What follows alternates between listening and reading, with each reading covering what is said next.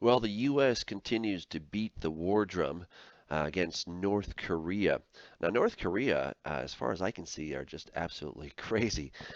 They have a finger on the nuclear weapons, but are those weapons actually able to deliver? And would they actually use those in order to create a war? In my opinion, no. I don't think that they'll ever do that. I think that it's only a deterrent. So again, my coverage on this is not that we're going to have a war, but we're having more rumors of war, just like Jesus discussed. And I think this is important because we tend to get in there and watch the news, and we can get all psyched out and stressed.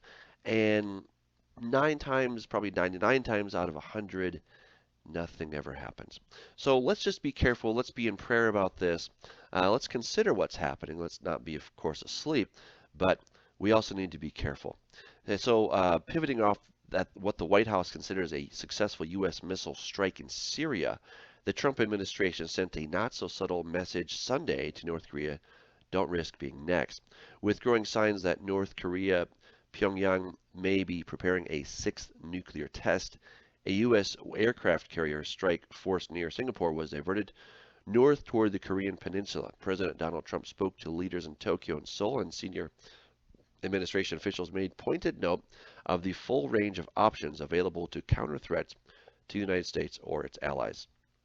The sudden flurry of action centering on North Korea came after Trump's summit in Florida on Friday with Chinese President Xi Jinping. The two leaders publicly played down their economic and political disputes and addressed their common interest in reigning in North Korea's mercurial leader Kim Jong Un. North Korea has repeatedly said that it plans to test an intercontinental ballistic missile or conduct another underground nuclear test. The spotlight's turn from Syria to North Korea carries benefits as well as risks for the Trump administration, now nearing its 100-day mark.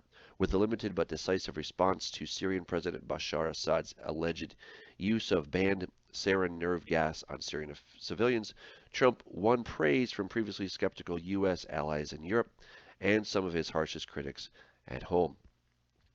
But the president and his advisors seemed far less eager to engage longer-term policy questions about the multi-sided Syrian war, now in its seventh year. With North Korea, the underlying issues are just as complex, but the threat of a nuclear conflict or even a devastating conventional military attack on South Korea and Japan makes the stakes far higher.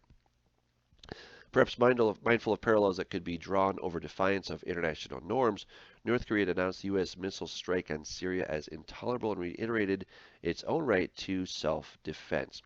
The U.S. Navy's Third Fleet, in turn, announced that the Nimitz-class aircraft carrier Carl Vinson and a strike force that includes two missile destroyers and a guided missile cruiser were being diverted north from scheduled port calls in Australia to maintain readiness and presence in the Western Pacific. The number one threat in the region continues to be North Korea due to its reckless, irresponsible, and destabilizing program of missile tests in pursuit of a nuclear weapons capability, U.S. Pacific Command spokesman Dave Benman told reporters. North Korea has a long history of defying United Nations resolutions and other attempts to prevent it from developing nuclear arms to go with its growing ballistic missile capabilities.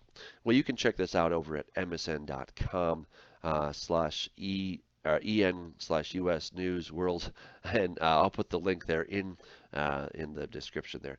But are we going to have a nuclear conflict? In my opinion, no. Does this mean that things are good with North Korea? Absolutely not. Does this mean they might do something crazy? They certainly might.